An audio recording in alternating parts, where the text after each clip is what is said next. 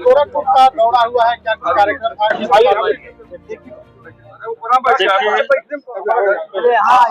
आज का हमारा कार्यक्रम गोरखपुर में रुकना है। कल हमारा कार्यक्रम है महाराजगंज विधानसभा में, और वहां पर एक किसान गोखाद के लिए सहकारी समिति में गया था, और खाद की छिल्लियां इतनी ऊंचाई तक कर दी गई थी कि वो किसान खादों से दब करके खत्म हो गए। आज मैं उसी पीड़ित परिवार से मिलने के उद्देश्य से निकला हूँ, और कल मैं उनके बीच में जाऊंगा। बीजेपी के कुछ सहयोगी दल काफी नाराज चल रहे हैं, क्या अगर वो कह रहे हैं कि अगर बीजेपी गठबंधन तोड़ना चाहे तो तोड़ ले, आप स्वागत करेंगे उनका? बीजेपी और बीजेपी के संगठक दलों का कोई विचार, कोई सिद्धांत देश की राजनीति में नहीं। पुराने साथी रहे हैं आपके। ये निश्चित रूप से इस देश में बीजेपी के साथ उनके सहयोगी दल काम करने वाले ये देश विरोधी ताकतें हैं। जो संविधान का विरोध करेगा वो देश विरोधी ताकतें हैं।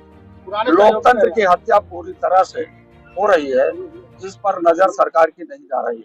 आज इस कार्यक्रम में बहुत अच्छे अच्छे लोग, पढ़े लिखे लोग हैं, जो विश्वविद्यालय से वीसी भी रहे, दोनों लोग भी हैं, तमाम बड़ी बड़ी हस्तियां हैं। सब लोगों ने महसूस किया है कि सच में इस देश के लोकतंत्र को खतरा है। जिस लोकतंत्र को बाबा साहब डॉक्टर अम्बेडकर जी ने वोट के माध्यम से शासन सत्ता पर शासन करने के लिए वोट का अधिकार दिया, आज उसी लोकतंत्र को खत्म करने के लिए नई संसद में इन्होंने संविधान के स्थान पर सेंगोल स्थापित किया।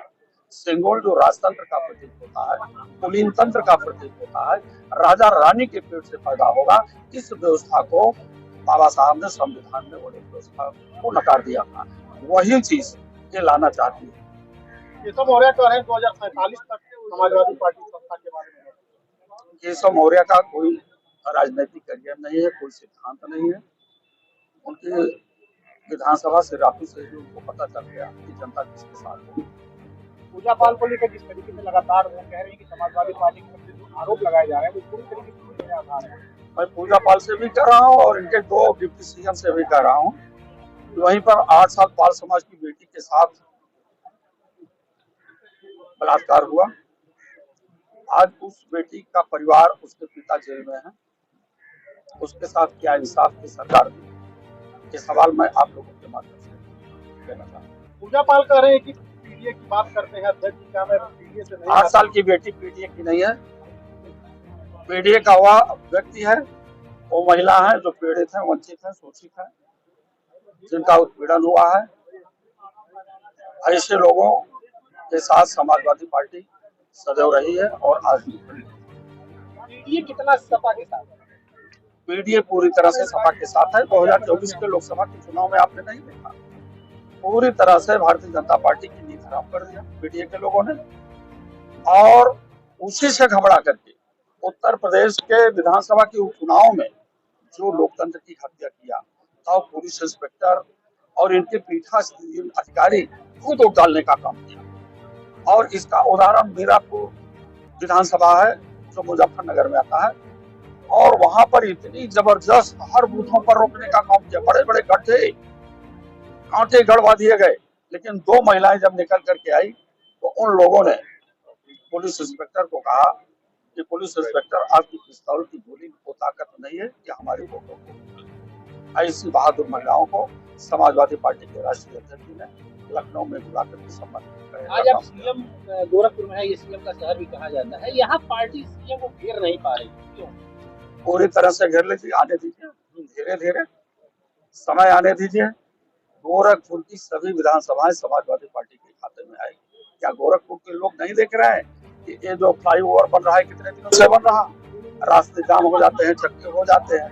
हाँ, पूरा गोरखपुर देख रहा है। गोरखपुर यहाँ से नहीं, पूरे उत्तर प्रदेश का करिश्मा देख रहा है, उत्तर प्रदेश की सरकार का। कुछ दिन पहले आपका ये प्रतिनिधि मंडल भी गया था गधा में, उस्ताद की मौत हुई थी, आप लोग भी गए थे। क्या पार्टी खुद की तरफ से क्या मदद कर रही है? हमारी पार्टी मांग सकते हैं, आप भी मांग सकते हैं, लेकिन हमारी पार्टी हर जगह जहां पर जुर्म और अत्याचार हुआ है रेप हुए हैं, हत्याएं हुई है किसी की, ये भारतीय जनता पार्टी के इशारे पर, क्योंकि इनके गुंडे सड़कों पर घूम रहे हैं और जो पीड़ित पक्ष है वो जेल में है। और हमारी पार्टी सदैव नेताजी से लेकर के आदरणीय अखिलेश यादव तक हमेशा गरीबों की मदद किया है। जो उनकी हैसियत है, उनकी हैसियत के हिसाब से वो मदद करने का काम करते हैं। सदन में भी उठेगा? आज मैं भी जा रहा हूँ महाराजगंज, कल जाऊंगा। हम उस पीड़ित परिवार को 1 लाख रुपए का मदद मंडी राशि द्वारा करेंगे। मुश्ताक का मामला सदन में भी आप उठवाएंगे? हम पूरी तरह से जो अन्याय है, अन्याय के खिलाफ इस सदन में भी बात होगी।